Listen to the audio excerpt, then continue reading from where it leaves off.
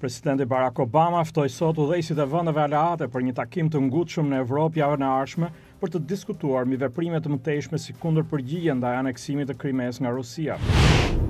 Nën presidenti Joe Biden, i cili ndodhet në Evropë, e cilësoi veprimin e Rusisë rrëmbim të territorit të një vendi tjetër.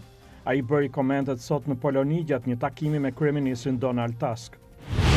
Prodhuesi më i madh i makinave në Shtetet e Bashkuara, General Motors, ka kërkuar heqjen nga qarkullimi të 1.5 miliona automjeteve të tjera për të riparuar, duke çuar numrin e përgjithshëm të makinave që hiqen nga përdorimi në mbi 3 milion. Një grup shkencëtarësh thanë se kanë gjetur shenja të rrudhjeve të krijuara në strukturën e gjithësisë me njëherë pas Big Bangut. Ky zbulim, nëse vërtetohet, do të ishte një hap i madh për të kuptuar zanafillën e gjithësisë.